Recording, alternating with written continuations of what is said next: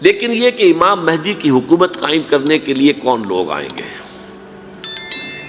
عرب جو ہیں وہ اندر سے کھوکھلے ہو چکے ہیں، عیاشی نے، دولت نے، پیسے نے، دولت، پیسہ، عیاشی، اس کی وجہ سے کھوکھلے ہو چکے ہیں۔ یہاں میں آپ کو دو حدیثیں سنانا چاہتا ہوں۔ سنن ابن ماجہ کی روایت ہے حضرت ابو ہریرہ سے رضی اللہ تعالی عنہ، قال قال رسول اللہ صلی اللہ علیہ وسلم اذا وقعت الملاحم بعث اللہ بعثا من الموالی ہم اکرم العرب فرسا واجودہ سلاحا یوید اللہ بہم الدین، رواہ ابن ماجہ عن ابی ہریرہ رضی اللہ تعالی عنہ۔ جب ملاحم کا دور شروع ہوگا تو اللہ تعالیٰ اٹھائے گا ایک لشکر یا لشکروں پر لشکر موالی میں سے۔ موالی کون ہے؟ عربوں نے جب فتح کیا تھا اس پورے علاقے کو خلافت راشدہ کے دوران، اور پھر وہ لوگ جو ہے، ایک رائے تو یہ تھی کہ انہیں غلام بنایا جائے سارے آبادیوں کو، لیکن یہ کہ حضرت عمر کا اجتہاد تھا، اس کے مطابق جو ان کو غلام نہیں بنایا گیا تو وہ موالی کی حیثیت رکھتے ہیں۔ عربوں میں دم نہیں ہے، موالی میں سے لشکر اٹھیں گے کہ جو در حقیقت حضرت مہدی کی حکومت کو قائم کریں گے۔ دوسری حدیث سنیے، عن عبداللہ ابن الحارث رضی اللہ تعالی عنہ، اور یہ ابن ماجہ کی روایت ہے، قال قال رسول اللہ صلی اللہ علیہ وسلم یخرج الناس من المشرق فیوطئون للمہدی یعنی سلطانہ، لشکر نکلیں گے، لوگ آئیں گے مشرق سے، اور وہ حضرت مہدی کی حکومت کو جمائیں گے اور قائم کریں گے۔ اب ذرا نوٹ کیجئے کہ جزیرہ نماء عرب کے مشرق میں کون سے ملک ہیں؟ تین: ایران، افغانستان، پاکستان۔ یہ تین سالڈ مسلم ممالک، مسلم آبادی اکثریت۔ ویسے تو یہ کہ آگے ہندوستان میں 20 کروڑ مسلمان ہیں، لیکن وہ 20 کروڑ جو ہیں وہ تو 80 کروڑ کے اندر تحلیل ہو جاتے ہیں غیر مسلموں میں، لیکن یہاں جو معاملہ ہے یہ غالب اکثریت کے۔ ان میں سے ایران کا معاملہ جہاں تک ہے، نمبر 1 یہ کہ وہ شیعہ عقائد کے حصار میں بند ہے، اس سے ادھر ادھر ہونا اس کے لیے ممکن نہیں۔ حدیث میں یہ بھی آتا کہ اصفہان سے 70,000 یہودی دجال کا ساتھ دیں گے۔ لیکن بہرحال خراسان ایک صوبہ ہے افغانستان کا اس وقت بھی، شمال مشرقی کونے میں، مجھے امید ہے وہاں سے خیر کی، کیونکہ خراسان کا لفظ وہاں پہ شامل ہے، اور حضور کی حدیث میں بعد میں آپ کو سناؤں گا کہ خراسان سے فوجیں چلیں گی جو یروشلم کو دوبارہ حاصل کریں گی، فتح کریں گی۔ جیسے پہلے یروشلم کھویا عربوں نے تھا، دوبارہ حاصل کیا تھا کرد نے، کرد خون صلاح الدین ایوبی رحمۃ اللہ علیہ، ایسے اب پھر عربوں نے کھویا ہے، لیکن لینے والے خراسان سے لشکر آئیں گے۔ یخرج من خراسان رایات سود لا یردها شیء حتی تنصب بإیلیا، خراسان کے علاقے سے کالے علم لے کر لشکر چلیں گے جن کے رخ کو کوئی موڑ نہیں سکے گا جب تک کہ وہ جا کر یروشلم میں نصب نہ ہو جائے۔ اس کے بعد نام آتا ہے پاکستان کا۔ یہ ہے میری اور آپ کی داستان، اور یہ ہے سبب جس کی وجہ سے کہ میں آپ سے یہ گفتگو کر رہا ہوں۔ اصل میں تو کس لیے؟ محض ایک علمی استفادہ، محض اپنی بات آراء کو ظاہر کرنے کا شوق نہیں، بلکہ یہ کہ اپنی ذمہ داری ہم پہچانیں کہ ہم کس مقام پر کھڑے ہیں۔ دیکھیے، اس پاکستان کے بارے میں یا ہندوستان کے بارے میں علامہ اقبال نے کہا تھا اپنے ترانہ ملی میں، میر عرب کو آئی ٹھنڈی ہوا جہاں سے، میرا وطن وہی ہے، میرا وطن وہی ہے۔ اور مجھے بتایا گیا کہ سنن ابی داؤد میں یہ روایت موجود ہے کہ حضور نے فرمایا کہ ہندوستان کی طرف سے مجھے ٹھنڈی ہوا آتی ہے، اگرچہ مجھے وہ حدیث ابھی نہیں ملی ہے، لیکن حزب التحریر کا ایک کارڈ مجھے ملا تھا، تو اس میں اس حدیث کا اور اس میں ابو داؤد کی روایت کا حوالہ موجود تھا۔ لیکن میں جو چیز آپ کو بتا چکا ہوں وہ یہ کہ الف ثانی کا پورا تجدیدی کارنامہ اس ہندوستان کی سرزمین میں ہوا۔ مجدد الف ثانی شیخ احمد سرندی، شاہ ولی اللہ دہلوی، سید احمد بریلوی، وہ تو ہمارے پاکستان میں آ کر جو ہے ان کا خون جذب ہوا ارض پاکستان میں۔ پھر شیخ الہند مولانا محمود حسن۔ تحریک خلافت چلی تو صرف ہندوستان میں چلی اور کہیں نہیں چلی۔ آزادی کی تحریک چلی پوری دنیا میں، وہ نیشنلزم کی بنیاد پر چلی، ملے نیشنلزم، عرب نیشنلزم، ترک نیشنلزم۔ ہمارے ہاں چلی تو اسلام کے نام پر، پاکستان کا مطلب کیا؟ لا الہ الا اللہ۔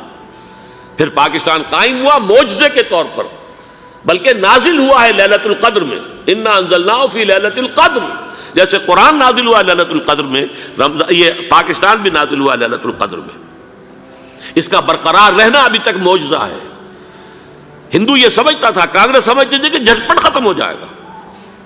پھر یہ کہ اس کا قرارداد مقاصد کا پاس ہو جانا، مزید بھی اور اضافی دفعات دستور میں آ جانا، اب کمرشل انٹرسٹ کو ربا قرار دے کر حرام قرار دینا، یہ سارے لینڈ مارکس ہیں کہ جو اشارہ کر رہے ہیں کسی چیز کی طرف، معاملہ کدھر جا رہا ہے۔ پھر یہ کہ یہ جو 14ویں صدی کے مجدد تھے شیخ الہند، اس کے بعد سے کچھ ایسی شخصیتیں عظیم پیدا ہوئی ہیں ہند میں، جن کو میں سمجھتا ہوں کہ 14ویں صدی کے مجدد اور 15ویں صدی کے مجدد کے درمیان یہ 15ویں صدی کے مجدد کی راہ کو سیدھا کرنے والے، جیسے کہ حضرت یحییٰ نے کہا تھا میں تو آنے والے کا راستہ سیدھا کر رہا ہوں حضرت عیسیٰ کے لیے، ایسے ہی 15ویں صدی کے لیے امام مہدی کے لیے راستہ صاف کرنے والے سب سے پہلے علامہ اقبال، جنہوں نے اسلام کا تصور دین کی حیثیت سے دوبارہ زندہ کیا ہے، ورنہ اسلام ایک مذہب کی شکل اختیار کر چکا تھا۔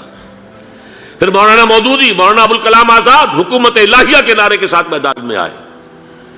یہ اقبال نے جو تصور پیش کیا تھا اس پر عملی جد و جہد کے لیے حزب اللہ قائم ہوئی۔ نوٹ کر لیجئے 11 برس کا فرق ہے عمر کا علامہ اقبال کے اور ابوالکلام کے، اور 1913 میں جب حزب اللہ قائم کی ہے اس وقت علامہ اقبال کی ملی شاعری اپنے عروج کو پہنچ چکی تھی۔ پھر یہ کہ علامہ اقبال کے بعد تعمیل جو ہے اس کام کی وہ ابوالکلام نے کی، لیکن روایتی علماء کی شدید مخالفت کی وجہ سے وہ بددل ہو کر چھوڑ گئے، کانگریس میں شامل ہو گئے، بساط جو ہے حزب اللہ کی انہوں نے لپیٹ دی۔ پھر مولانا مودودی آئے، انہوں نے وہ ڈور جو ہے اس کا سرا تھاما، جماعت اسلامی قائم کی حکومت الہیہ ہی کے قیام کے لیے۔ اگرچہ میرے نزدیک یہ کہ وہ انتخابی اور ایک قومی سیاست کی ایک جماعت بن کر پاکستان میں جو ہے دلدل میں پھنس گئی ہے، اب ہم اس کی کوشش کر رہے ہیں تنظیم اسلامی اور یہ تحریک خلافت جس کے تحت یہ جلسہ ہو رہا ہے، یہ ساری چیزیں وہ ہیں کہ آپ کو سوائے پاکستان کے اور کہیں نہیں ملیں گی پوری دنیا میں۔ معلوم ہوتا ہے کہ پاکستان کو بہت بڑا رول پلے کرنا ہے اس میں، اور اس کے ساتھ اب جمع کر لیجئے افغانستان کی عمارت افغانستان، اسلامی عمارت افغانستان قائم ہو چکی ہے۔ یہ پچھلے 20 سالوں میں جو کچھ وہاں ہوتا رہا ہے اس سے پہلے تصور نہیں ہو سکتا تھا۔ علامہ اقبال کے فرزند بھی دیکھ کر آئے ہیں، تو اگرچہ وہ خود میں سمجھتا ہوں کہ خاصے انہیں آپ لبرل کہیں، آزاد خیال کہیں، لیکن اس درجے متاثر ہو کر آئے تھے کہ انہوں نے یہ کہا افغانستان میں جو میں نے حالات دیکھے ہیں کہ اگر 2-4 اور مسلمان ملکوں کے اندر یہ نظام قائم ہو جائے تو پوری دنیا مسلمان ہو جائے گی۔ یہ سب کچھ کیسے ہو رہا ہے؟ یہ آنے والے دور کی جھلکیاں ہیں۔ Coming events are casting their shadows before. یہ سب بتا رہے ہیں کہ پاکستان افغانستان کو مل کر اس میں کوئی عظیم رول پلے کرنا ہے، اور اس کے ضمن میں اب میں علامہ اقبال کے بارے میں آخری بات کہہ رہا ہوں۔ علامہ اقبال کے بارے میں عام یہ خیال ہے، انہوں نے اپنے خطبات میں مہدی کا اور نزول مسیح کا، حالانکہ میں کل پڑھ رہا تھا مولانا سید احمد اکبر آبادی رحمۃ اللہ علیہ کا ایک مقالہ ان کا کہ علامہ اقبال نے ابن خلدون کے بارے میں یہ کہا ہے کہ مہدی کا اور نزول عیسیٰ کا دونوں کا انہوں نے انکار کیا ہے، حالانکہ ابن خلدون نے نزول عیسیٰ کا انکار نہیں کیا، صرف مہدی کا انکار کیا ہے۔ بہرحال علامہ اقبال نے خطبات میں انکار کیا ہے، لیکن یہ کہ اپنی شاعری کے اندر میں چیلنج کرتا ہوں کسی بڑے سے بڑے اقبال شناس کو، ان کا یہ شعر ذرا سنیے: خضر وقت از خلوت دشت حجاز آید بروں، کارواں زی وادی دور و دراز آید بروں۔ خضر وقت، امام وقت، رہنمائے وقت، قائد وقت، خلوت دشت حجاز، حجاز کی صحرا کی کسی خلوت گزینی سے نکل کر باہر آئیں گے۔ میں حیران ہوتا ہوں علامہ کے اس فکر پر اور اس مصرے پر۔ یہاں انہوں نے شیعہ اور سنی دونوں کے کانسیپٹ جمع کر دیے۔ شیعہ کا کانسیپٹ یہ چھپے ہوئے کسی غار میں وہاں سے برآمد ہوں گے، اور ہمارا کانسیپٹ میں ام سلمہ رضی اللہ تعالیٰ عنہ کی حدیث سنا چکا، چھپے ہوئے ہوں گے وہ وہاں پر، مدینے سے نکل کر آ کر مکے میں چھپ جائیں گے۔ اس خانہ جنگی کی حالت میں لوگ ان کی طرف دیکھ رہے ہوں گے، سوچتے ہوں گے انہیں میدان میں آنا چاہیے، کوئی پارٹ پلے کرنا چاہیے، امت کی رہنمائی کرنی چاہیے، لیکن وہ چھپیں گے، وہ کارہ ہوں گے، وہ اس ذمہ داری کو قبول نہیں کرنا چاہیں گے، جا کے چھپ جائیں گے مکے میں، وہاں سے مکے والے انہیں نکالیں گے، اور وہ کارہ ہوں گے، انہیں بالکل یہ پسند نہیں ہوگا کہ یہ ذمہ داری اٹھائیں۔ تو خضر وقت از خلوت دشت حجاز آیت بروں، کارواں زی وادی دور و دراز آیت بروں۔ کارواں جو چلے گا ان کی مدد کے لیے اس وادی دور و دراز، اس عظیم وادی دور و دراز، یہ وادی سندھ ہے۔ وادی سندھ جو ہے ہم سمجھتے ہیں کہ صرف یہ پاکستان اور پنجاب جو ہے یہ اس میں شامل ہے، سندھ اور پنجاب نہیں، افغانستان کا پورا مشرقی علاقہ اس میں شامل ہے۔ جیسے دریائے جہلم سندھ میں جا رہا ہے، جیسے دریائے گلگت سندھ میں آ کر ملتا ہے، جیسے دریائے چناب اور راوی اور جہلم اور یہ سب جا رہے ہیں اور آ رہے ہیں، اسی طرح دریائے کابل کہاں سے آ رہا ہے، دریائے گومل کہاں سے آ رہا ہے، ٹوچی کہاں سے آ رہا ہے، یہ سارا جو ہے ڈرین جو ہو رہا ہے ایسٹرن جو ہے پارٹ آف افغانستان، یہ سب وادی ہے۔ اس وادی کے یہ دو حصے ہیں، ایک حصہ جو ہے یہ ادھر پاکستان میں ہے اور اسی وادی کا دوسرا حصہ جو ہے وہ افغانستان میں ہے۔ کارواں زی وادی دور و دراز آیت بروں، کارواں چلے گا یہاں سے، یخرج ناس من المشرق یؤتون للمہدی یعنی سلطان ہی، مشرق سے فوجیں چلیں گی کہ جو مہدی کی حکومت قائم کریں گی، اور یخرج من خراسان رایات و سود، اور خراسان سے سیاہ پرچم چلیں گے کہ جن کا رخ کوئی موڑ نہیں سکے گا، حتیٰ تنصب بیلیا، یہاں تک کہ وہ جا کر یروشلم کے اندر نصب ہو جائیں گے۔ حضرات، میں ایک میری گفتگو کا حصہ باقی تھا لیکن میں اسے چھوڑ رہا ہوں، اس لیے کہ گلوبلائزیشن جو اس کی ہوگی، جو خلافت علی منہاج النبوہ کی تجرید کامل حضرت مہدی کے ہاتھوں عرب میں ہوگی، اس سے پہلے اس کے لیے محنت، کوشش، جد و جہد پاکستان اور افغانستان میں ہو چکی ہوگی جو اسے سپورٹ کرے گی اور وہاں جا کر حکومت قائم کرے گی۔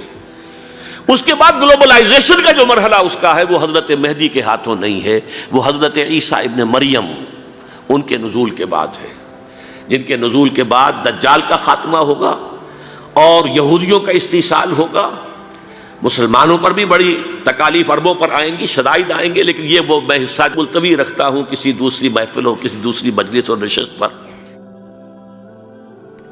اب میں آپ کو ذرا اس جو انسانوں میں سے انسان دشمنی کا جن کا سب سے بڑا رول ہے، میں ان کی 2000 سالہ تاریخ کا آپ کے سامنے نقشہ رکھنا چاہتا ہوں۔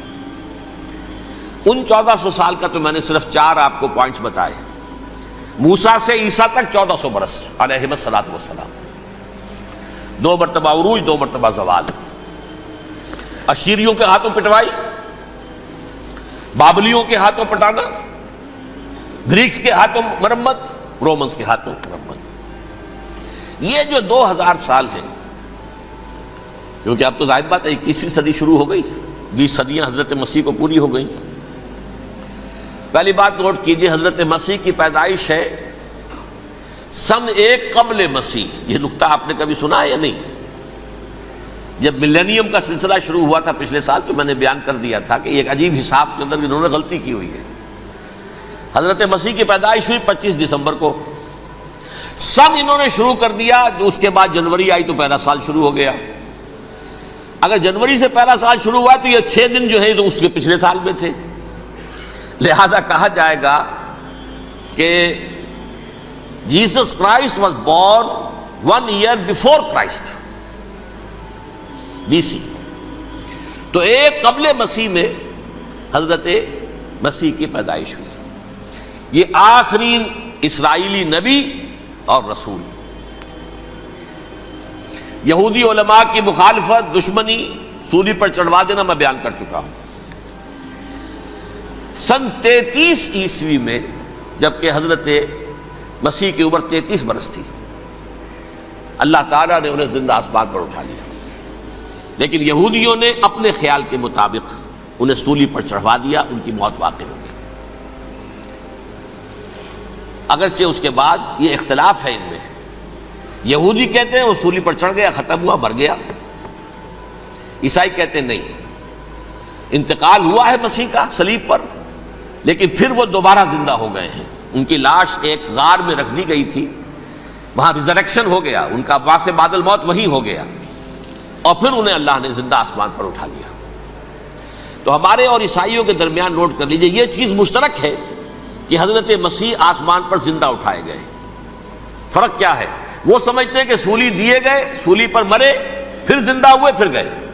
ہم سمجھتے ہیں کہ نہیں، وما صلبوہ وما قتلوہ، انہوں نے نہ صلیب دے سکے انہیں اور نہ انہیں قتل کر سکے، بل رفع اللہ الیہ، اللہ نے اٹھا لیا۔ پھر ہمارا اور یہ اس کا عیسائیوں کا ایک اور اتفاق ہے، سیکنڈ کمنگ آف جیسس، حضرت مسیح دوبارہ آئیں گے، یہ عیسائیوں کا بھی عقیدہ ہے اور ہمارا بھی۔ بہرحال تو جیسا کہ میں نے عرض کیا کہ اس وقت یہ عذاب استیصال، عذاب اکبر کے مستحق ہو چکے تھے، لیکن اللہ نے ان کی مدت دراز کی ہے،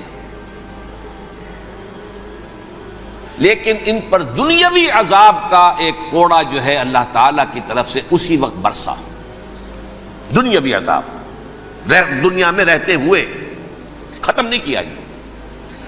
37 برس بعد، حضرت مسیح کے رفع سماوی کے 37 برس بعد، سن 70 میں یہودیوں نے بغاوت کی رومیوں کے خلاف۔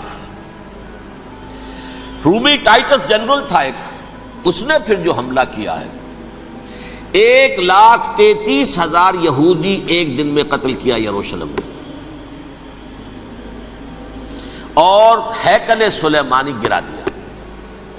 وہ ہیکل پہلے بھی گرا تھا، پہلے 1400 سال کے دوران میں بھی نبوکڈنضر نے گرایا تھا، لیکن پھر اس کے 150 سال بعد انہوں نے دوبارہ بنا لیا تھا، اس لیے وہ اسے سیکنڈ ٹیمپل کہتے ہیں۔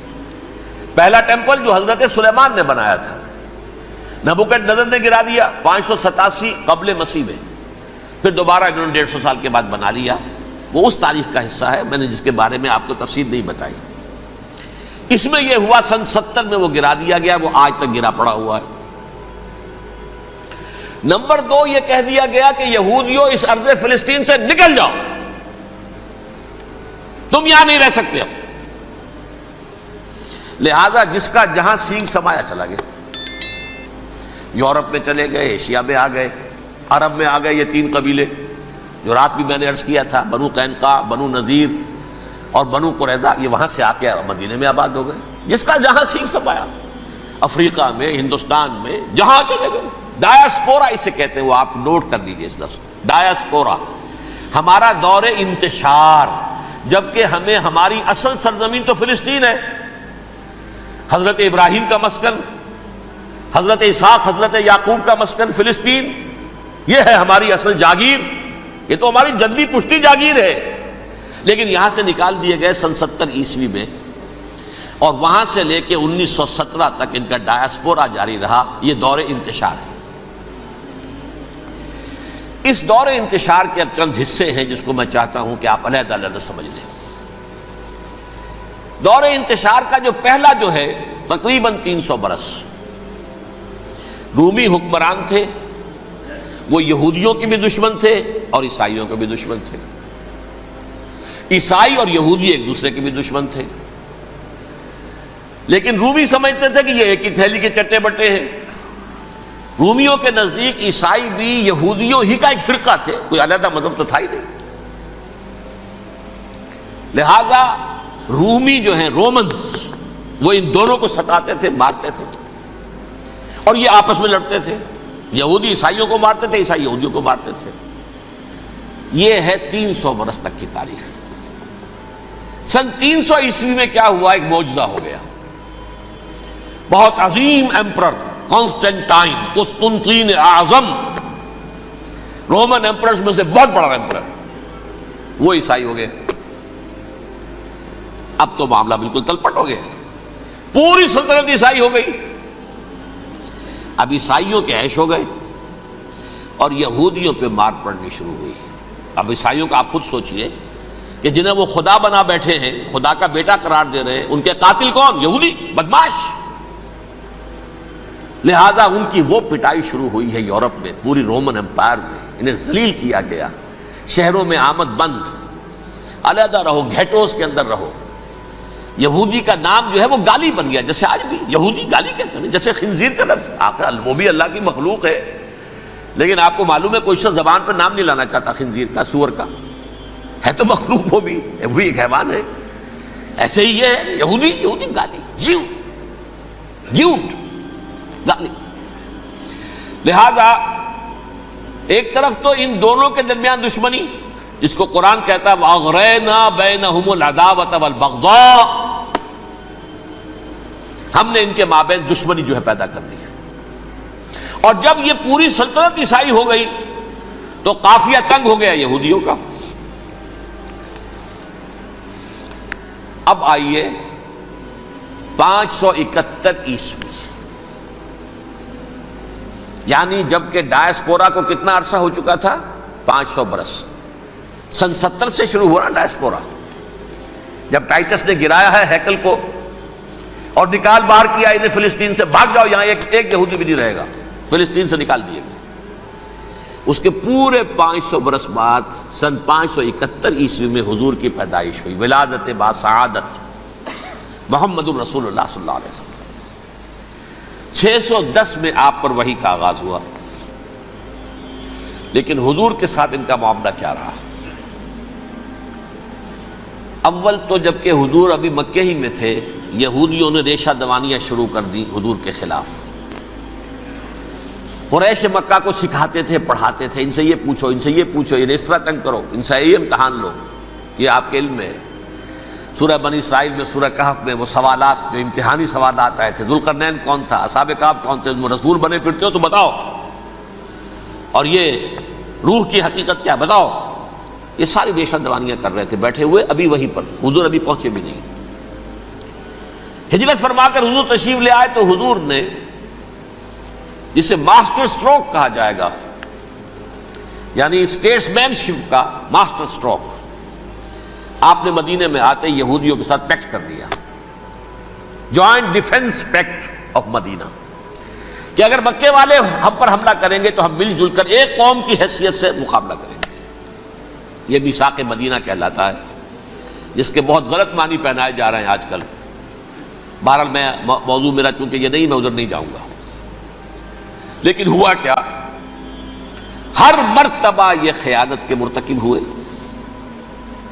ان نے جو عہد کیے تھے ان سے پھرے، اندر ہی اندر سازش، ریشہ دوانی، حضور کی بدترین دشمنی۔ سورہ نساء کی آیت نمبر 12 میں 14 میں 13 میں فرمایا ہے، لا تزال تطلع علی خائنۃ منہم، اے نبی ہمیشہ آپ کے علم میں ان کی طرف سے خیانتیں، بددیانتیاں آتی رہیں گی، اور بار بار وہ مسلسل جنگ کی آگ بھڑکاتے تھے، قریش کو دعوت دیتے، آؤ آؤ آؤ ہم اندر سے بغاوت کر دیں گے، تم آؤ تو صحیح، ختم کریں محمد کو اور اہل ایمان کو صلی اللہ علیہ وسلم ورضی اللہ تعالی عنہم اجمعین۔ لیکن پھر جب وہ آتے تھے تو یہ دبک جاتے تھے، ان میں ہمت نہیں تھی، میدان کے مرد نہیں رہے تھے۔ یہ سورہ حشر میں ان کا نقشہ کھینچا گیا ہے، کھلے میدان میں مقابلے کی اس کے اندر صلاحیت ہی نہیں ہے۔ یہ تو فصیلوں کے پیچھے سے، جیسے عورتیں کہیں دیہات میں لڑائی ہوتی ہے تو مرد جو ہے گلیوں میں لڑتے ہیں، عورتیں اوپر سے پتھر پھینکتی ہیں، بس وہ کام یہ کر سکتے تھے، من ورائے جدر، فصیلوں کے پیچھے سے، جنگ میں میدان میں نہیں آ سکتے۔ بہرحال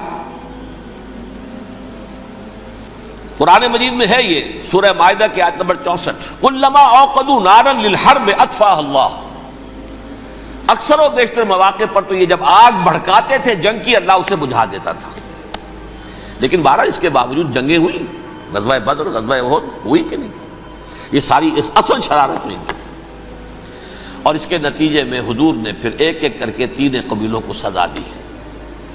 غزوہ بدر کے فوراً بعد بنو قینقاع نکالے گئے مدینے سے، غزوہ احد کے فوراً بعد بنو نذیر نکالے گئے، اور غزوہ احزاب کے بعد بنو قریظہ نکال دیے گئے۔ یہ تو میں نے آپ کے سامنے رکھ دیا صرف حضور کے زمانے میں ان کا کیا رویہ رہا، دشمن۔ رات بھی ہم نے وہ آیت پڑھی تھی، لَتَجِدَنَّ أَشَدَّ النَّاسِ عَدَاوَةً لِلَّذِينَ آمَنُوا الْيَهُودُ وَالَّذِينَ أَشْرَكُوا، اہل ایمان کی دشمنی میں شدید ترین تم پاؤ گے یہودیوں کو اور مشرکین، مشرکین بھی بعد میں ہے، پہلے یہودی۔ حضور کے بعد کیا ہوا اب یہ نوٹ کیجئے، یہ ان کی تاریخ کا دوسرا دور ہے۔ حضرت عمر رضی اللہ تعالیٰ عنہ کا عہد خلافت ہے، بیت المقدس کا محاصرہ کیا گیا، فصیل بڑی اونچی، شہر اندر سے سیلف سفیشینٹ، حملے کا راستہ کوئی نہیں، محاصرہ طول کھینچ رہا ہے، لیکن ان کے پاس رسد بھی موجود ہے، پانی بھی موجود ہے، وہ دروازے بند کر کے بیٹھے ہوئے ہیں۔ بالآخر اللہ تعالیٰ کی مشیت کا ظہور کیسے ہوا؟ ان کے کچھ علماء آئے فصیل پر، کہا دیکھو مسلمانوں، تم قیامت تک بھی یہاں پڑے رہو گے محاصرہ کر کے، ہمارا یہ شہر فتح نہیں ہوگا۔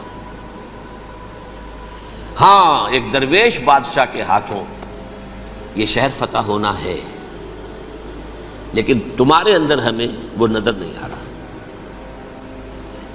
ابو عبیدہ بن الجراح رضی اللہ تعالی عنہ امین هذه الامہ، ان کا فوراً ذہن گیا وہ درویش بادشاہ مدینے میں بیٹھا ہوا ہے عمر رضی اللہ تعالی۔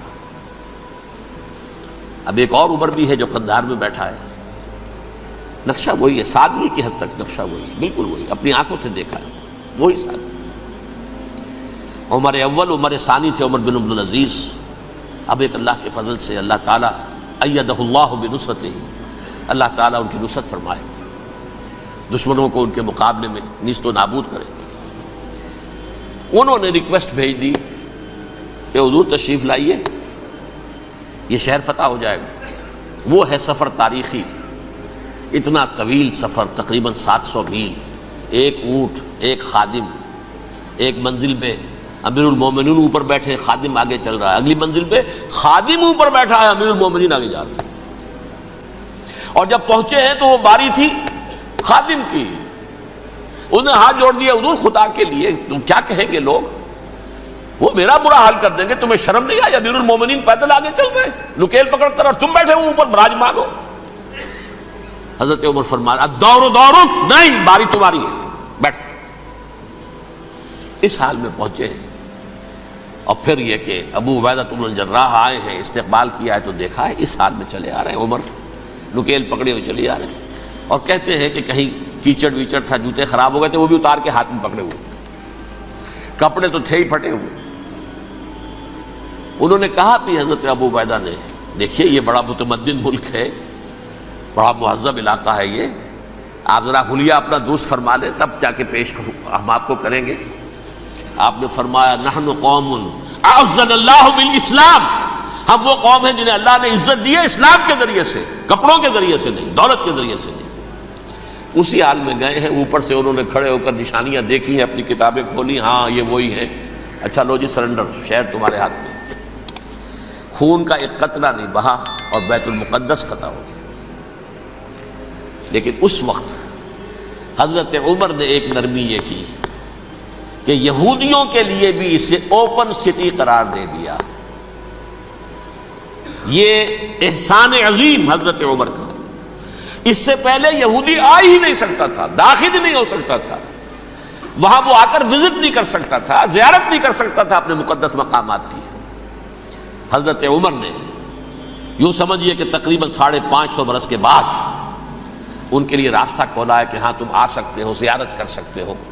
لیکن یہ عیسائیوں نے لکھوایا معاہدے کے اندر، انہیں یہاں آپ آباد ہونے کی اجازت نہیں دیں گے، لیکن کم وزٹ دی پلیسز، دیکھیں زیارتیں کریں اور جائیں۔ یہ معاہدہ حضرت عمر کا ہے رضی اللہ تعالیٰ، جو پھر خلافت راشدہ کے بعد بنو امیہ نے بھی اس کو آرڈر کیا، بنو عباس نے کیا، پھر جو ہمارے یہ ترکوں میں اندر خلافت آئی تو ترک خلفاء نے بھی اس معاہدے کی پوری پابندی کی۔ فلسطین میں آ سکتے ہیں یہودی صرف زائرین کی حیثیت سے، وہاں آباد نہیں ہو سکتے۔ اب آئیے اگلا دور آیا حضرت عثمان کا دور خلافت۔ یہ ہے وہ وقت کہ اب یہود نے امت مسلمہ کی پیٹھ میں چھرا کھونکا۔ وہ کیسے؟ ایک یہودی عبداللہ ابن سبا اسلام کا لبادہ اوڑھ کر آ گیا، معاشرے کا جائزہ لے لیا، ان میں بنو ہاشم اور بنو امیہ میں جو پرانی کشاکش تھی اس کے کچھ نہ کچھ جراثیم باقی ہیں، اگر ان کو ذرا بھڑکا دے تو مسلمانوں میں انتشار پیدا ہو جائے۔ کہا یہ عثمان کون ہے؟ یہ تو بنو امیہ میں سے ہے، یہ حق تو بنو ہاشم کا ہے، خلافت ان کے پاس ہونی چاہیے، محمد کے تو رشتہ دار وہ ہے صلی اللہ علیہ وسلم۔ عوام الناس کے اندر بات پھیلنی شروع ہوئی، پھر ایک بڑی سازش کے انداز میں حضرت عثمان کے خلاف پروپیگنڈا، حضرت عثمان کے جو عاملین تھے، گورنر تھے، ان کے خلاف پروپیگنڈا، اور ایسی ہوشیاری کرتے تھے کہ کوفے میں کوفے کے حاکم کے خلاف کچھ نہیں کہنا، اجی مصر میں یہ ہو رہا ہے، اجی شام میں یہ ہو رہا ہے، اجی یہ جو عثمان ہے وہ یہ کر رہا ہے، یہ ظلم ہو رہا ہے، یہ لوٹ مار ہو رہی ہے، یہ خیانتیں ہو رہی ہیں۔ اب نہ تو اس زمانے میں مینز آف کمیونیکیشن، کیسے تصدیق کریں؟ افواہیں تو آپ آج کراچی کے اندر شروع ہو جائے تو پتہ نہیں چل سکتا کسی کو کہ کیا اس میں صداقت ہے کیا جھوٹ ہے. اور بری بات جو ہے فطرت انسانی کی کمزوری ہے وہ فوراً قبول کرتا ہے. کسی کے بارے میں اچھی بات ماننے کو تیار نہیں ہوتا لیکن بری بات تو فوراً تیار. بہرحال یہ فتنہ انہوں نے اٹھایا، حضرت علی کی الوہیت کا فتنہ اٹھایا، حضرت عثمان کے خلاف الفتنۃ الکبریٰ برپا کیا، حضرت عثمان شہید ہوئے. اس کے بعد 5 برس تک مسلمان ایک دوسرے کی گردنیں کاٹتے رہے، باہمی خانہ جنگی ہوئی. امت کو وہ زخم لگایا ہے جو آج تک جس سے خون رس رہا ہے. یہ شیعان عثمان اور شیعان علی تھے جو بعد میں پھر سنی اور شیعہ ہو اور آج تک ہے. فتنہ کس نے جگایا؟ ایک عبداللہ ابن سبا یہودی اور اس کے کارندے، شیطان کا ایجنٹ، اور انسانوں میں سے بھی اس کے جو بھی حواریین تھے اور شیطانوں کے اندر سے بھی تھے، انہوں نے بھی اس آگ کو بھڑکایا. یہ آپ سوچ لیجئے کہ یہ کس نے وہ زخم لگایا؟ یہودی. اگلا دور آیا، خلافت راشدہ ختم ہوئی، بنو امیہ کا بھی دور کافی گزر گیا. طارق ابن زیاد 712 عیسوی میں حملہ کرتے ہیں اسپین پر. اسپین اس وقت عیسائیت کا بہت بڑا گڑھ، بہت بڑا گڑھ، بڑے کٹر ترین عیسائی جو ہے وہ اسپین میں تھے. لہذا یہودیوں کی وہاں بہت پٹائی ہوتی تھی، بہت پٹائی ہوتی. یہ میں بتا چکا ہوں، دشمنی تھی ان کی تو چلی آ رہی تھی عیسائیوں کے ہاتھوں یہودیوں کی. وہ تو سن 300 عیسوی سے ایمپرر کانسٹنٹائن کے بعد سے شروع ہو گئی تھی. اس حوالے سے یہودیوں نے اس وقت چالاکی یہ برتی، کچھ راستے واسطے بتائے، کچھ مدد کی طارق ابن زیاد کی. طارق ابن زیاد نے انہیں اپنا محسن سمجھا. ہسپانیہ فتح ہو گیا تو یہودی چونکہ محسنین کی فہرست میں آ چکے تھے، انہیں بہت اقتدار نصیب ہوا، بڑی سپورٹ مسلمانوں نے دی. ان کے بڑے بڑے علماء جو ہیں اسی دور کے اندر پیدا ہوئے، بڑے بڑے تھنکرز ان کے اسی دور میں پیدا ہوئے. بن گوریون جو کہ ایک وزیر اعظم تھا اسرائیل کا، اس نے یہ لکھا ہے اپنی کتاب میں، Muslim Spain was the golden era of our diaspora. وہ ڈائسپورا جو 70 عیسوی سے شروع ہوا تھا اور 1917 عیسوی تک جاری رہا ہے، اس میں سے گولڈن ایرا ہمارا جو تھا وہ مسلم اسپین تھا. ہسپانیہ میں بیٹھ کر ہم نے عیش کیے. لیکن وہاں سے انہوں نے اور جو کچھ کیا، یہ تو داستان کے تو بہت سے گوشے ہیں، لیکن میں جس اسٹریٹ لائن میں چل رہا ہوں اس کے اعتبار سے ایک بات سمجھ لیجیے. وہاں بیٹھ کر انہوں نے اب عیسائیت کی پیٹھ میں چھرا گھونپا،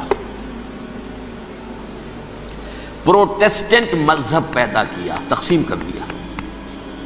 جیسے شیعہ سنی کی تقسیم، عبداللہ ابن سبا، رومن کیتھولک اور پروٹیسٹنٹ کی تقسیم، یہودی علماء.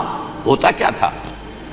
ہسپانیہ کی یونیورسٹیاں ہیں، کارڈووا میں ہے، ٹولیڈو میں ہے، گریناڈا میں ہے، غرناطہ، قرطبہ، تولیتلا، اور وہاں آتے تھے لوگ.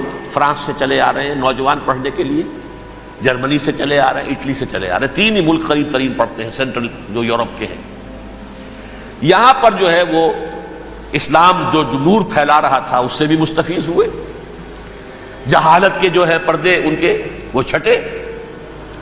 اس کے ساتھ ہی وہ یہودی وہاں ان کے اندر جو جراثیم داخل کر رہے تھے وہ اس عیسائیت کے خلاف بغاوت تھی جو اس وقت دنیا میں عیسائیت اس وقت تھی. پوپ کا راج تھا دنیا میں اس وقت.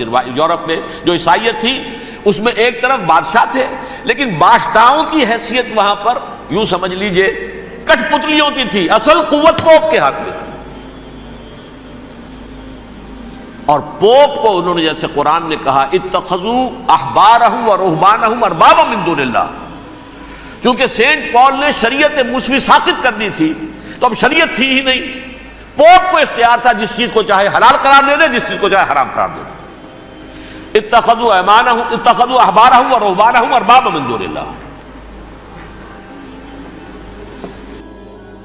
انہوں نے کہا صاحب یہ پوپ کس بلا کا نام ہے، یہ بھی انسان ہے. بات تو ٹھیک تھی نا، اصل حیثیت تو کتاب کی ہونی چاہیے نا، ڈیوائن بک، دی ریویلڈ اسکرپچر. لہذا اور یہ کتاب ہر شخص پڑھ سکتا ہے. کوئی پوپ کے باپ کو جو ہے کوئی اس کے لیے پروپرائٹری رائٹس تو نہیں ہے کہ صرف پوپ پڑھ سکتا ہے یا پادری پڑھ سکتے ہیں. ہم بھی پڑھ سکتے ہیں، ہم بھی سمجھ سکتے ہیں. یہ باتیں تھی کہ جن کو بڑھا چڑھا کر بیان کر کے اور پوپ کا اقتدار ختم کرا دیا اور توجہ مرکوز کر دی بائبل کی طرف. اب بائبل میں بڑا حصہ تو اولڈ ٹیسٹامنٹ کا ہے. نتیجہ کیا ہوا؟ یہود کی عظمت پروٹیسٹنٹس کے نزدیک مسلم ہو گئی. اصل قوم تو یہ ہے. وہ دشمنی بدلی کہ نہیں بدلی؟ موسیٰ کے امتی یہ ہے، تورات موسیٰ کو دی گئی، ابراہیم کی نسل یہ ہے. لہذا وہ جو دشمنی تھی، جو عداوت تھی کہ ہمارے خدا کو سولی چڑھانے والے ہیں یہ بدماش، اس کا ازالہ ہوا. اس پروٹیسٹنٹ مذہب کے نتیجے میں یہ میں اب آپ کو بتاتا ہوں کہ ایک نتیجہ وہ نکلا ہے جسے برٹرنڈ رسل نے بیان کیا ہے. اس کی کتاب ہے ان پریز آف آئیڈلنس، صفحہ 108. وہ لکھتا ہے دی Christians retaining the Judaic belief in a special revelation added to it the Roman desire for worldwide domination and the Greek taste for metaphysical subtleties. The combination produced the most fiercely persecuting religion that the world has yet known. یہ تین چیزیں آ کر عیسائیت میں مل گئی. ایک تو جب یہ اولڈ ٹیسٹامنٹ جو ہے وہ ان کے ہاتھ میں آ گئی، اور اس کے میں کچھ آپ کو بتا دیتا ہوں کہ اولڈ ٹیسٹامنٹ کی تعلیمات، کیونکہ یہ اولڈ ٹیسٹامنٹ جو ہے یہ محرف تھی. اصل تورات تو گم ہو گئی تھی 587 قبل مسیح میں، جب پہلی مرتبہ ہیکل جو ہے تباہ ہوا ہے، اس وقت ختم ہو گئی تھی. اس کے کوئی 150 سال کے بعد انہوں نے یادداشتوں سے مرتب کر کے لکھی ہے. اب اس میں ان کے اپنے خیالات، اپنے امانی، اپنی توجیحات وہ شامل ہو گئیں. لہذا میں آپ کو حوالے دیتا ہوں اس کتاب کے اندر مظالم کی جو تعلیم دی گئی ہے. اہل کتاب نے اپنے مظالم قتل عام کے جواز کے لیے تورات میں تبدیلیاں کی اور پیغمبروں پر دہشت ناکی اور بدترین حرام کاری کے الزامات لگائے. سنیے، پہلا حوالہ ہے یہ گنتی باب 31 آیات 17-18. اس لیے ان بچوں میں جتنے لڑکے ہیں سب کو مار ڈالو، اور جتنی عورتیں مرد کا منہ دیکھ چکی ہیں ان کو بھی قتل کر ڈالو، لیکن ان لڑکیوں کو جو مرد سے واقف نہیں اور اچھوتی ہیں اپنے لیے زندہ رکھو. یہ کسی اللہ کی کتاب کا یہ جملہ ہو سکتا ہے؟ کسی ریویل بک کا؟ اور سنیے، یہ ہے استثناء ڈیٹرانومی باب 20 آیت 16-18. پر ان قوموں کے شہروں میں جن کو خداوند تیرا خدا میراث کے طور پر تجھ کو دیتا ہے، کسی ذی نفس کو جیتا نہ بچا رکھنا، جیسا خداوند تیرے خدا نے تجھ کو حکم دیا بالکل نیست کر دینا. مرد، عورتیں، بچے، بوڑھے سب ختم. یہ کتاب مقدس ہے. اور سنیے، سیموئیل باب 27 آیت نمبر 9. اور داؤد نے اس سرزمین کو تباہ کر ڈالا اور عورت مرد کسی کو جیتا نہ چھوڑا. نمبر 4، ان سب آباد شہروں کو ماں، عورتوں اور بچوں کے بالکل نابود کر ڈالا. کتاب استثناء باب 3 آیت 6. یہ ہے جو کہہ رہا ہے برٹرنڈ رسل. کرسچینٹی میں آ کر یہ تین چیزیں شامل ہو گئی. ایک تو یہ باربیرین یہ تعلیم جو ہے، اور یہ مذہب کے نام پہ تعلیم، یہ کتاب مقدس کی تعلیم. نمبر 2، رومنز کے اندر جو ایک تمنا تھی ورلڈ ڈومینیشن کی، وہ عیسائیت کے اندر آ گئی. اس لیے کہ پوری رومن امپائر جو ہے عیسائی ہو گئی، تو اسے وراثت کے اندر ورلڈ ڈومینیشن کی جو ایک تمنا تھی وہ مل گئی. اور پھر یہ کہ انہوں نے جو توہمات تھے یونانیوں کے، ان کو بھی اپنے ہاں مختلف شکلوں کے اندر جمع کر لیا. ان تین چیزوں کا the combination produced the most fiercely persecuting religion that the world has yet known. اس کے نتیجے میں دنیا میں تاریخ انسانیت کے اندر جو بدترین خوخار ترین مذہب ہو سکتا ہے وہ شکل عیسائیت نے اختیار کی. اور اس کا مظہر عتم کیا تھا؟ نوٹ کیجئے، صلیبی جنگیں. ایک بات ٹائم ٹیبل کے اعتبار سے نوٹ کر لیجئے گا. فرسٹ ملینیم ختم ہوا، سیکنڈ شروع ہوا. ان کے 1000 سال ختم ہوئے تو 11ویں صدی میں سیکنڈ ملینیم شروع ہوا، تو پہلی صلیبی جنگیں ہوئی. لاکھوں مسلمان قتل کیے. صرف یروشلم کے اندر اتنا خون بہایا ہے کہ خود ان کے ہسٹورینز لکھتے ہیں کہ جب ان صلیبیوں نے جب گھوڑوں کے ساتھ وہ چل رہے تھے گلیوں میں تو ان کے گھوڑوں کے گھٹنوں تک خون کی ندی بہ رہی تھی. جہاں سے گزرے ختم کرتے چلے گئے, آبادیاں کی آبادیاں ختم کرتے. اگرچہ اس کروسیڈ میں گیہوں کے ساتھ گھن بھی پسا, یہودی بھی بہت مارے گئے. یہ فرانس سے, جرمنی سے جب یہ کروسیڈرز آ رہے تھے 3000 میل کا سفر طے کر کے آئے تھے. سوچئے تو صحیح, اربن ثانی پوپ جو تھا آگ لگا دی تھی اس نے پورے یورپ کے اندر. شرم سے ڈوب مرو, تمہارے مقدس علاقے مسلمانوں کے ہاتھ میں. انفیڈلز, یہ کافر, یہ مرتد, یہ ملحد. مسیح جہاں پیدا ہوا, مسیح کو جہاں سولی دی گئی, وہ کہاں ہے؟ ان کے ہاتھ میں.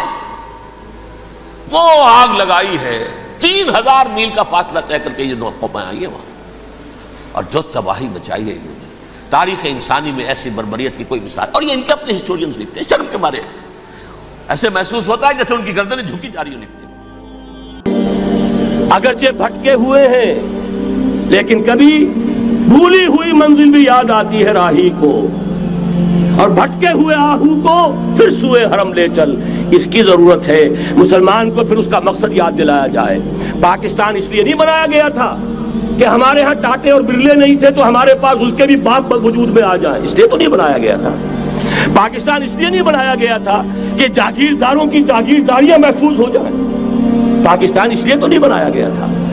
اور یہ کہ نمازیں اور مسجدیں تعمیر ہو جائیں, مسجدیں تو امریکہ میں تعمیر ہو رہی ہیں عالی شان سے عالی شان, اس لیے پاکستان نہیں بنا تھا. آج بھی مسلمان, میں معذرت سے عرض کر رہا ہوں مولانا سے, آج بھی بھارتی مسلمان کی ایوریج نمازی ہونے کے اعتبار سے پاکستانی مسلمان سے کہیں بہتر. آج بھی برقع نظر آ جائے گا تو ہندوستان میں نظر آ جائے گا. میں نے اپنی آنکھوں سے دیکھا چند سال پہلے جب مکہ مسجد حیدرآباد دکن میں 3 دن مسلسل میری تقریریں ہوئی ہیں, 10,000 مرد اور 5,000 خواتین, اور ان میں سے کوئی بغیر برقعے کے نہیں تھی. ایک سیلاب نظر آ رہا تھا برقعوں کا کہ جب جلسہ ختم ہوا ہے رات کے 12 بجے 3 دن تک متواتر. یہاں کہاں نظر آئے گا برقع آپ کو؟ یہاں تو جس کے پاس 2 پیسے ہو گئے اس نے سب سے پہلے برقع اتار کے پھینک دیا. معلوم اچھی طرح سمجھ لیجئے یہ چیزیں تو وہاں زیادہ ہیں یہاں کی نسبت. اصل ضرورت تھی کہ یہاں اس نظام کو قائم کیا جائے, وہ نظام عدل اجتماعی, وہ جس میں حریت ہو, جس میں عام آدمی بھی خلیفہ وقت کو ٹوک سکے. یہ کرتا کیسے بن گیا؟ ایک خاتون بھی کھڑی ہو کر دامن پکڑ لے, عمر تمہیں کیا حق ہے کہ ہمارے مہر کے اوپر پابندی لگا رہے ہو, جبکہ اللہ نے نہیں لگائی. اللہ قرآن میں قنطارہ کا لفظ استعمال کر رہا ہے. ڈھیروں سونا دے دے کوئی شخص اپنی بیوی کو مہر کے اندر, طلاق دیتے وقت اس میں سے کچھ نہیں لے سکتا. آپ کون ہوتے ہمارے حق کے اوپر پابندی لگانے والے؟ اور عمر نے کہا آج ایک بڑھیا نے وہ اب عمر کو دین سکھایا, آرڈیننس واپس.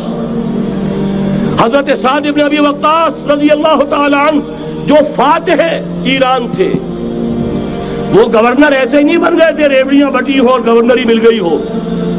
وہ تو خود فاتح تھے ایران کے, اس لیے گورنر تھے.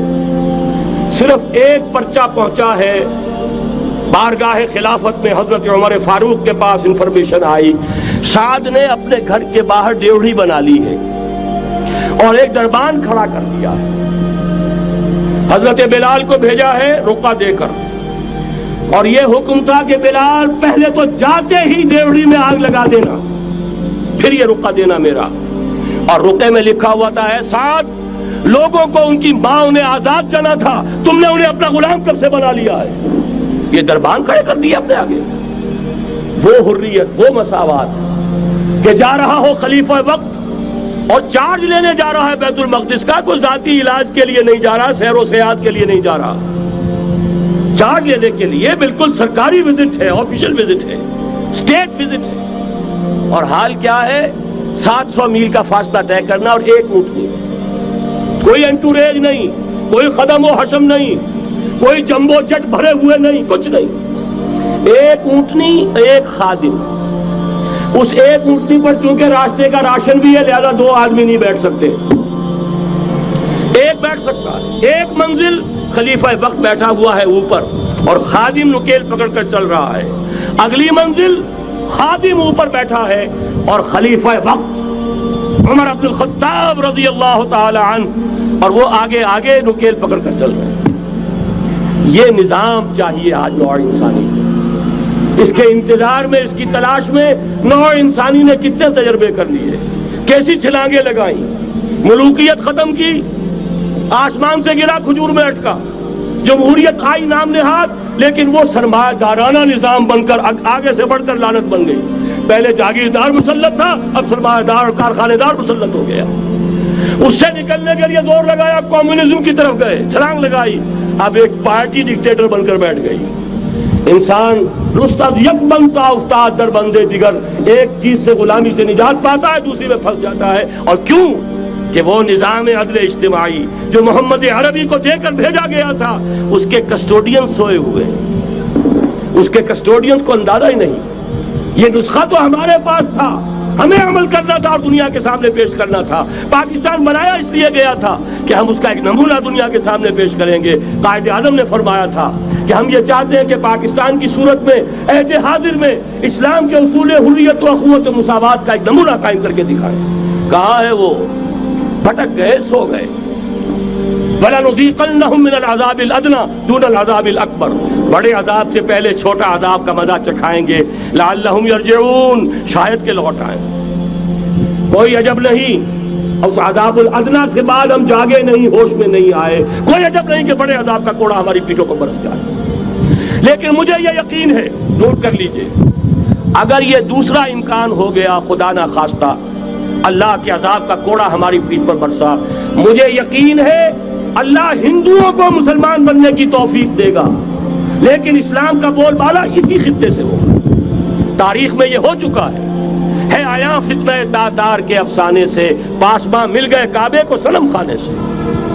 تاتاریوں کے ہاتھوں کروڑوں مسلمان قتل ہوئے، لیکن اسلام نے تاتاریوں کو فتح کر لیا، اور پھر اسلام کا مسلمانوں کا دوسرا دور عروج انہی تاتاریوں کی مختلف شاخوں کے تحت ہوا۔ وہ تاتاری ہی تو تھے، وہ سارے ہورس، ٹرکش ہورس، ترکان تیموری، ترکان سبوی، ترکان سلجوقی، ترکان عثمانی، وہی تو سٹاک تو وہی ہے آیا فتنہ تاتار کے افسانے سے، پاسباں مل گئے کعبے کو صنم خانے سے، اس لیے کہ حضور نے فرمایا مشرق سے ہوگا، جہاں سے فوجیں چلیں گی، تو کوئی عجب نہیں۔ بہرحال یہ دو امکانات ہیں، لیکن اس کا فیصلہ تیرے ہاتھوں میں ہے، دل یا بدن، سیدھی سیدھی بات۔ اگر تو اب بھی ہم ٹھیک ہو جائیں، جاگ جائیں، ہوش میں آ جائیں، قوم یونس کی طرح توبہ کر لیں، تو بغیر عذاب کے کوڑے کے رحمت خداوندی ہم پر سایہ کرے گی۔ اگر ہم نہ جاگے تو وہ عذاب کا کوڑا آئے گا۔ یہ نہیں میں کہہ سکتا ان ادری قریب بعید ما توعدون، یہ میں نہیں کہہ سکتا، یقین کے ساتھ جانتا ہوں کہ آئے گا، لیکن یہ کہ اس کے بعد بھی یہی سے بول بالا ہوگا۔ اگر ہمارے ذریعے نہیں تو ان کے ذریعے سے، جو ہمیں شکست دے کر پھر اسلام قبول کر لیں گے، لیکن کیوں نہ پہلے ہی راستے پر چلنے کی کوشش کریں۔ اب نوٹ کر لیجئے، یہ کتابیں اگر آپ پڑھنا چاہیں تو کتاب الملاحم میں پڑھیے۔ بدترین عذاب عربوں پر آیا کھڑا ہے، سروں پر تنا ہوا ہے، بدترین۔ ایسی جنگ ہونی ہے الملحمۃ العظمیٰ، جس کو کہ میں بھی آپ کے گواہی پیش کر دوں گا، جسے کہا گیا ہے دی لاسٹ کروسیڈ۔ بش نے بھی کروسیڈ کا لفظ بول دیا تھا، پھر واپس لیا اس نے۔ نکل جاتی ہے جس کے منہ سے سچی بات مستی میں، فقیہ مصلحت بین سے وہ رندے بادہ خار اچھا، کروسیڈ کہہ کر پھر واپس لیا۔ یہ کروسیڈ، اس کے اوپر جس قدر نقصان ہونا ہے عربوں کا، گریٹر اسرائیل بنے گا، یہ عراق، شام، اردن، سعودی عرب کا کچھ شمالی علاقہ، ترکی کا جنوبی علاقہ، مصر کا صحرائے سینا، اور اس کے ساتھ ہی جو بہترین اس کا زرخیز ترین علاقہ ڈیلٹا آف نائل، یہ سب یہودیوں کے قبضے میں جائیں گے۔ اس کو حدیث میں کہا گیا الملحمۃ العظمیٰ۔ عیسائی 80 علم لے کر اے مسلمانوں تم پر حملہ آور ہوں گے، اور ہر علم کے نیچے 12,000 فوج ہوگی، 9.5 لاکھ فوج۔ یہ نیٹو کی تیاری کس کے لیے ہو رہی ہے؟ جب یو ایس ایس آر کا خاتمہ ہوا تو پوچھا گیا تھا نیٹو چیف سے، اب کس لیے؟ تمہارا وہ دشمن تو ختم ہو گیا، اب ہمیں اسلامک فنڈامنٹلزم سے نمٹنا ہے۔ وہ جانتے ہیں خطرہ یہی ہے. اب اسلام ابھر سکتا ہے، مسلمانوں کے سینوں کے اندر وہ آگ ہے، اوپر خاکستر آ گیا ہے، تم پہ اٹھانا بیٹھنا، یہ اندر تو انگارہ ہے، اوپر سے راکھ ہے، اس سے دھوکہ نہ کھا جانا ان کے دلوں کے اندر. اور بش نے کہا تھا مسلمان چاہتے ہیں کہ ہسپانیہ سے لے کر انڈونیشیا تک نظام خلافت قائم کریں. اور میں حیران ہوا تھا کہ اس کمبخت کو ہسپانیہ کا خیال کیسے آ گیا. ہمیں تو کبھی آتا ہی نہیں، اب ہم تو بھول گئے. وہ تو 500 برس پرانی بات ہے جبکہ وہاں سے ہمیں نکال دیا گیا تھا. اگرچہ اقبال نے کہا تھا ہے ارض فلسطین پہ یہودی کا اگر حق، ہسپانیہ پر حق نہیں کیوں اہل عرب کا. ہسپانیہ میں تو 800 سال حکومت کی مسلمانوں نے، اور ابھی 500 برس ہی گزرے ہیں نا. یہودی تو ارض مقدس سے 2000 سال نکالے گئے. انہیں لا کے آباد کیا گیا، عربوں کے سینے میں خنجر بھونک دیا گیا. وہ چھوٹا سا ملک جو چاہتا کرتا، کوئی پوچھنے والا نہیں. امریکہ جیسے اپنے بیٹے کی حفاظت کرے ویسے کرتا اس کی. اور حضور نے فرمایا ہے وہ جنگ جب ہوگی تو ایک باپ کے اگر 100 بیٹے ہوں گے تو 99 ختم ہو جائیں گے، ایک بچے گا. یہ حدیث ہے، حدیث ہے صحیح.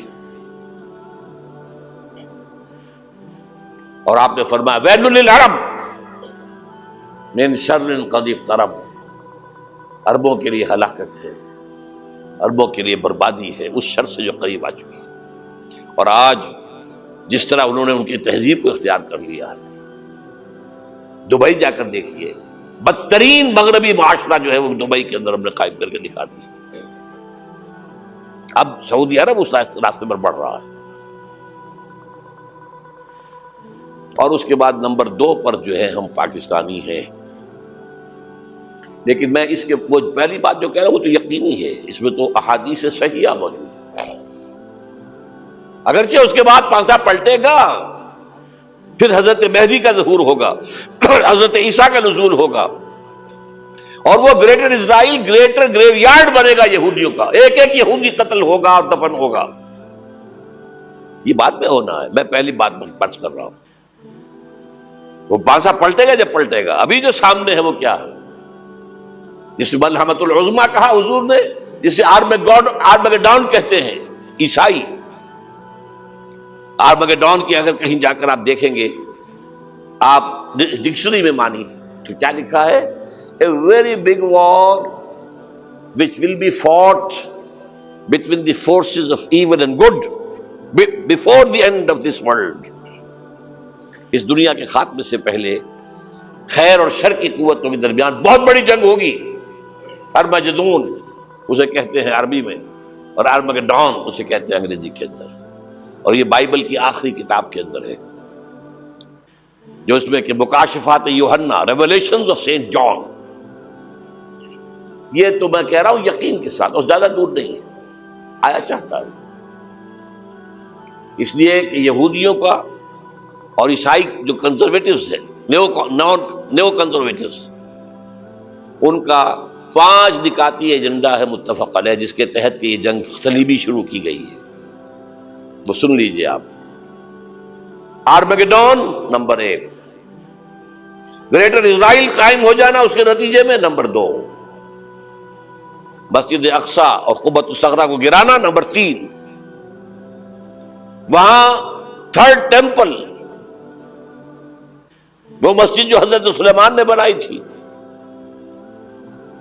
1000 قبل مسیح میں، پھر برباد کی تھی نبوکدنضر نے، دوبارہ بنائی گئی، پھر دوبارہ ختم ہوئی 70 عیسوی تک گری پڑی ہے. ان کا خانہ کعبہ گرا ہوا ہے 70 عیسوی سے لے کر آج تک. ایک دیوار ہے ویلنگ وال، جہاں جاتے ہیں، روتے ہیں، پیٹتے ہیں، ماتم کرتے ہیں. وہاں وہ بنے گا 3rd ٹیمپل. اور نمبر 4، اس میں لا کر رکھا جائے گا تخت حضرت داؤد کا. یہ تخت کہاں ہے اس وقت؟ یہ لندن شریف کے اندر جو ان کی پارلیمنٹ کا جو چرچ ہے، ویسٹ منسٹر ایبے، اس میں رکھا ہوا ہے. ایک پتھر تھا جس پر بٹھا کر حضرت داؤد کی تاج پوشی ہوئی، پھر حضرت سلیمان کی ہوئی، پھر وہ پتھر رکھ دیا گیا جب حضرت سلیمان نے بنایا ہیکل مسجد اقصیٰ، وہاں رہا وہ. ہر بادشاہ جو تھا یہودی اسی کے اوپر بٹھا کر اس کی تاج پوشی ہوتی تھی. سن 70 میں ٹائٹس نے گرایا اسے ہیکل کو، وہ پتھر لے گیا، وہاں سے روم گیا، روم سے آئرلینڈ گیا، آئرلینڈ سے اسکاٹ لینڈ آیا، اسکاٹ لینڈ سے انگلینڈ آیا، اور اب وہ رکھا ہوا ہے 14ویں صدی عیسوی سے آج تک. وہ ویسٹ منسٹر ایبے میں رکھا ہوا، ایک کرسی کی سیٹ میں اسے بنا دیا گیا ہے تخت کی شکل میں. اب انگریزوں میں کوئی ملکہ ہو، کوئی بادشاہ ہو جس کی بھی تاج پوشی ہونی اس میں ہوتی ہے. یہ لا کر رکھا جائے گا تھرڈ ٹیمپل میں، اور اس پر یہودیوں کے خیال کے مطابق ان کا مسیحا آئے گا جو مسیح دجال ہوگا.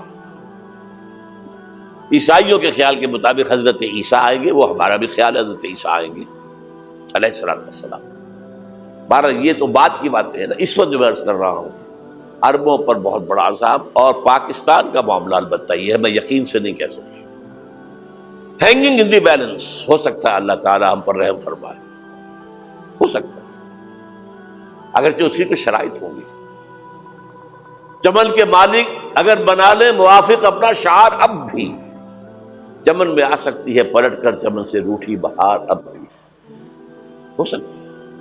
اور یہ بھی ہو سکتا ہے کہ اللہ تعالیٰ نے معجزانہ طور پر ہمیں ملک دیا، ہم نے اللہ سے بدعہدی کی، وعدہ خلافی کی، غداری کی، لہذا سزا دی جائے اور ہم سے یہ ملک چھین لیا جائے. It's just possible.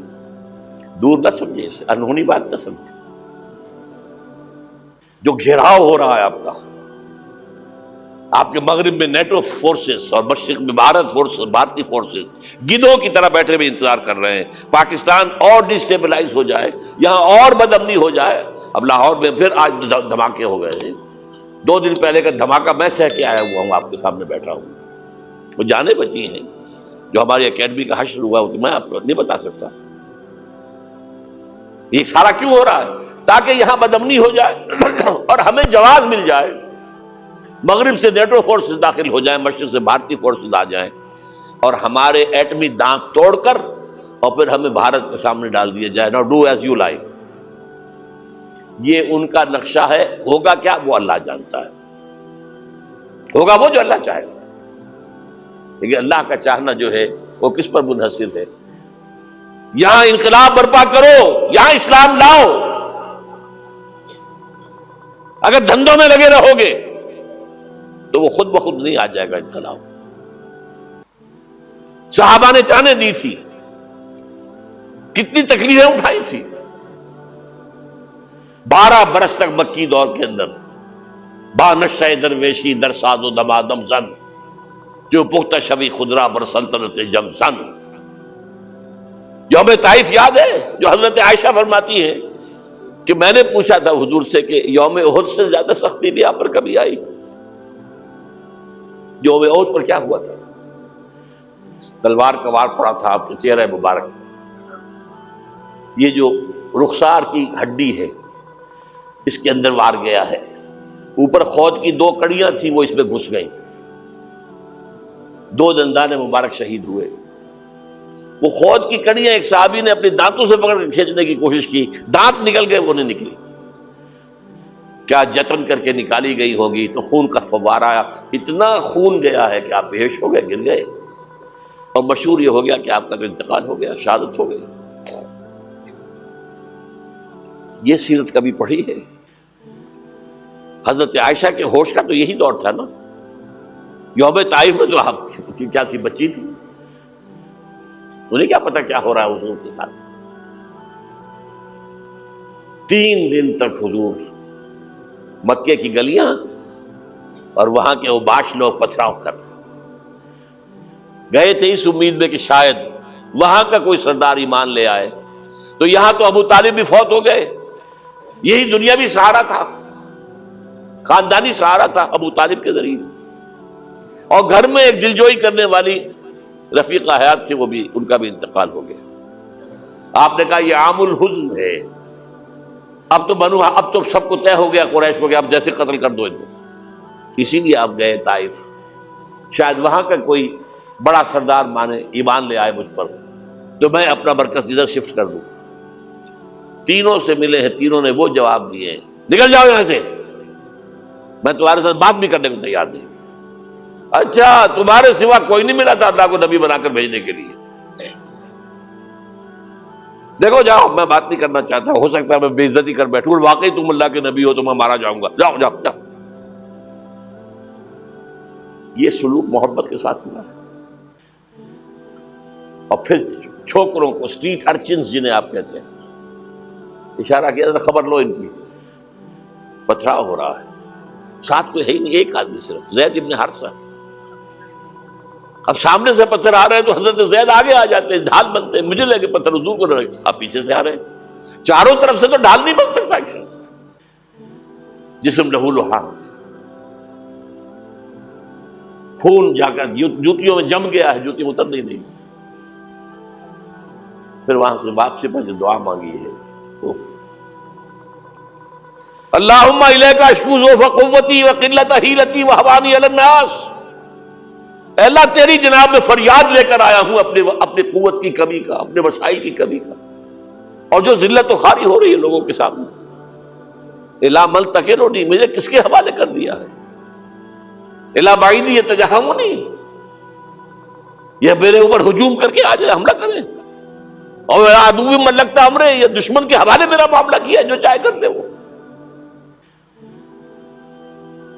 لیکن پھر عبدیت غالب آتی ہے. ان لم یکن علی غضبک فلا ابالی، اللہ اگر تو ناراض نہیں ہے تو مجھے کوئی پرواہ نہیں.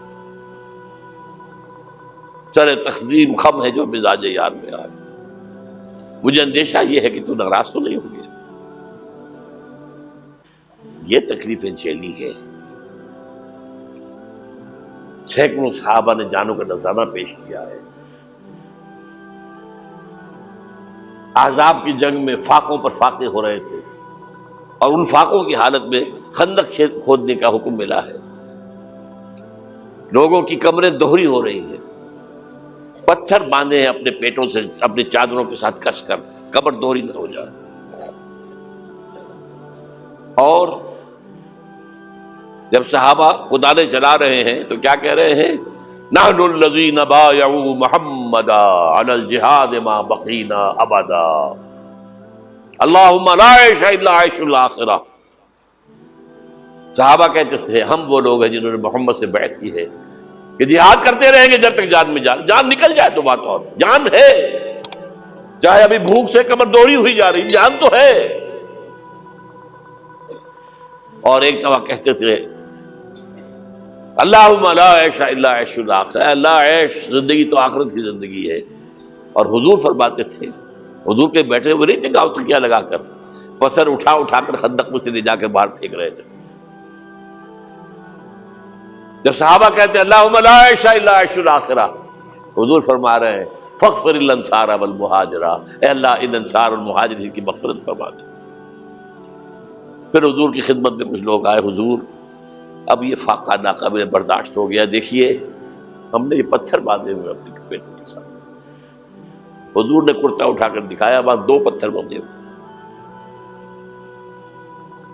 یہ ہے سیرت النبی. آپ کس چیز کو سیرت النبی سمجھتے ہیں؟ بہرحال اس موضوع پر میری ایک کتاب ہے منہج انقلاب نبوی، کہ انقلاب کیسے آیا تھا. اگر دل میں ذرا بھی آرزو پیدا ہو گئی ہو کہ اللہ قبول کر لے مجھے قبول کر لے اس کام کے لیے، تو وہ کتاب آپ کے لیے مسٹ ہوگی، اس کا پڑھنا.